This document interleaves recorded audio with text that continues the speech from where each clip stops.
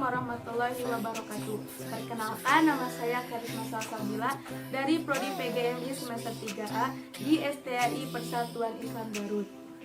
Nah, pada video kali ini saya akan sedikit membahas mengenai pendidikan entrepreneur di ST atau MI pada matkul kewirausahaan yang diampu oleh Bu Nuraini Sugi Pramukti MPD. Sebelum kita membahas lebih jauh mengenai proyek perancangan usaha, ada baiknya kita mengetahui dulu apa itu edupreneurship dan entrepreneur. Entrepreneur adalah orang yang mampu dan memproduksi barang sehingga menghasilkan sesuatu yang berguna dan bermanfaat dan mempunyai nilai jual. Dan apa itu edupreneurship? Edupreneurship adalah pendidikan kewirausahaan yang mendidik seseorang hingga ia mampu menghasilkan produk atau penciptaannya sendiri sehingga bermanfaat dan mempunyai nilai jual yang tinggi. Lanjut, kita akan membahas mengenai 3 ranah aspek pendidikan kewirausahaan atau entrepreneurship bagi peserta didik. 3 aspek tersebut yaitu kognitif, afektif, dan psikomotorik. Nah, kognitif itu adalah pengetahuan. Jadi, maksud dari edupreneurship ini adalah supaya anak mengetahui apa itu edupreneurship dan kenapa kita harus belajar mengenai edupreneurship. Lalu, afektif.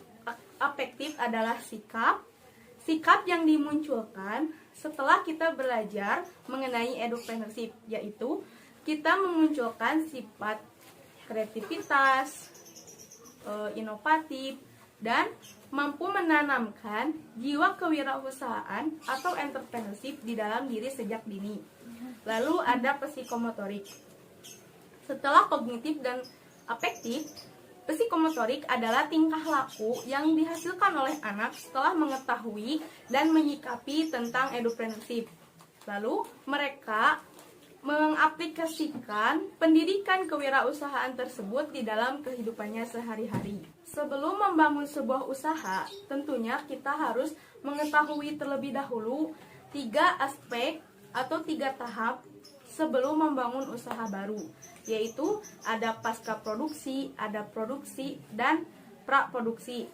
Yang pertama yaitu ada praproduksi, ada perencanaan dan atau persiapan sebelum kita membangun usaha baru, yang tentunya di dalam sana dibahas atau dijelaskan mengenai 5W1H.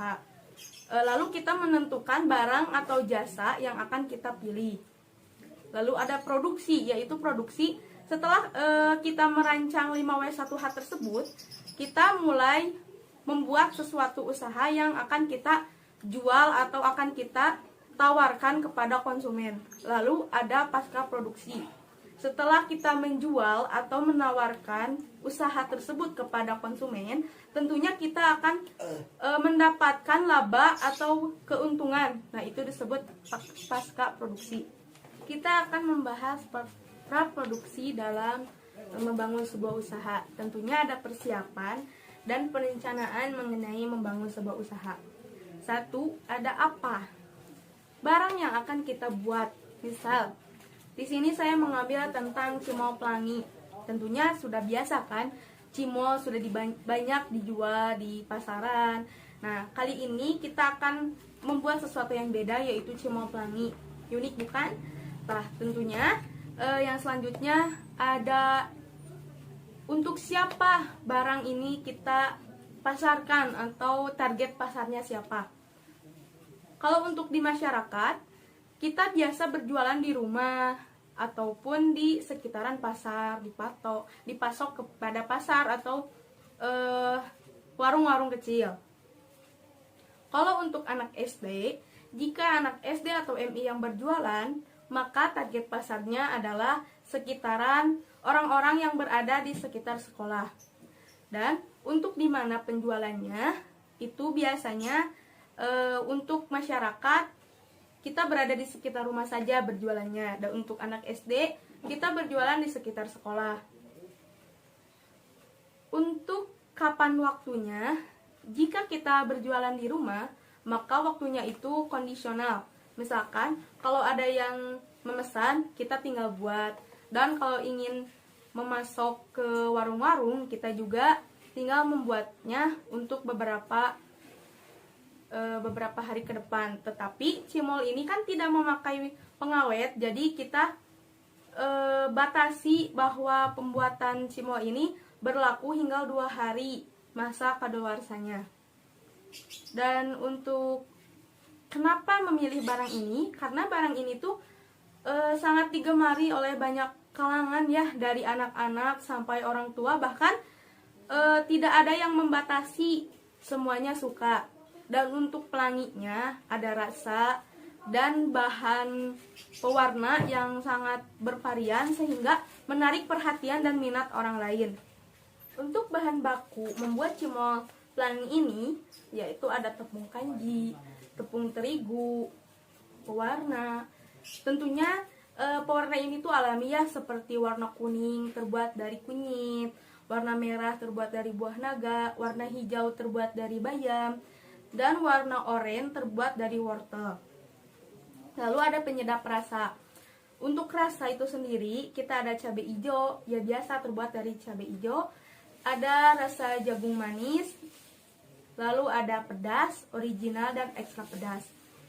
Nah, untuk alat-alat yang digunakan itu biasa ya, seperti kita akan membuat cimol biasa, wajan, kompor gas, minyak. Nah, itu kan udah biasa ya, jadi tinggal kita menambahkan sesuatu yang baru seperti pewarna-pewarna yang terbuat dari alami. Kalau untuk alat lainnya itu seperti biasa saja ketika kita akan membuat cimol biasa.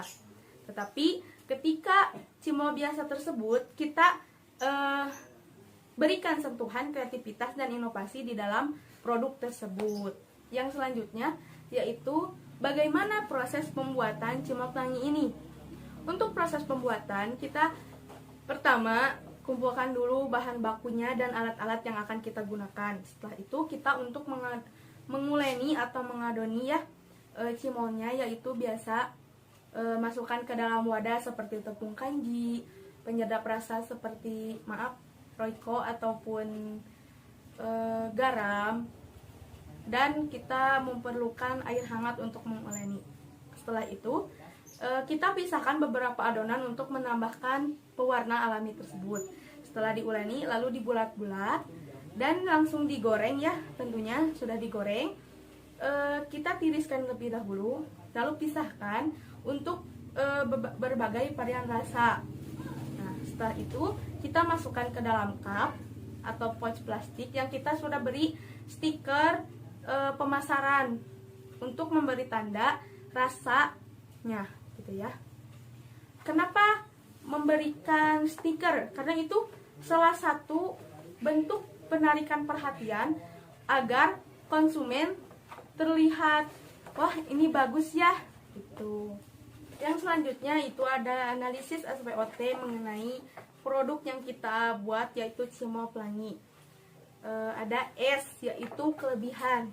1, bahan mudah didapat, harga terjangkau, dan rasanya juga enak, serta peminat dari cimol tersebut sudah banyak ya, dari kalangan anak-anak sampai bahkan orang tua menyukai.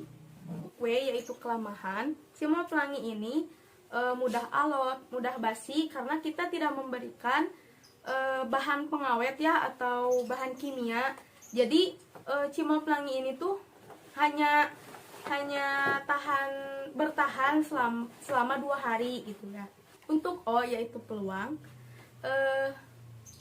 tempatnya ya strategis sehingga ketika kita menjual cimol ini kita bisa mengajak teman-teman kita untuk menjadi reseller dan kita sebagai produsennya juga banyak disukai juga, sehingga setiap harinya konsumen itu akan tambah banyak gitulah.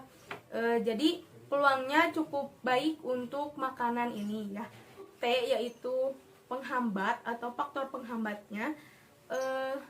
Cimol ini tuh ya kan sudah banyak yang bikin, jadi pesaingnya banyak, konsumen kadang mudah bosan gitu ya kalau sering membelinya gitu. Tapi ketika konsumen sudah puas, dia akan memberitahu gitu ya. Jadi selain ada faktor penghambat, ada juga peluang, yaitu adanya tambahan konsumen ketika mereka menawarkan kepada teman-temannya. Juga banyak dari faktor penghambat ini, banyak produk yang lebih menarik dari produk cimol pelangi ini. Pada akhirnya kita dapat memberi nama produk ini, yaitu cimol pelangi, dengan harga Rp5.000 per pouch ya. Dan juga jenis bahan ini tentunya makanan, serta karakteristiknya itu berasa, berwarna, dan ketika digigit itu renyah tetapi di dalamnya kenyal gitu ya. Kesimpulannya, kita sebagai guru harus menanamkan jiwa kewirausahaan kepada peserta didik untuk agar mereka menuangkan ide-ide kreatifnya, mereka bisa berkreasi dan bisa menanamkan sikap inovatif serta kreativitasnya di dalam sebuah barang yang akan dijual dan mempunyai nilai jual sehingga bermanfaat bagi semua orang, dan kita juga mendapatkan laba atau keuntungan dari penjualan produk tersebut. Sekian yang dapat saya sampaikan. Mohon maaf apabila ada kesalahan dan kekurangan kata jika saya dalam penyampaiannya, karena saya juga dalam proses belajar. Assalamualaikum warahmatullahi wabarakatuh.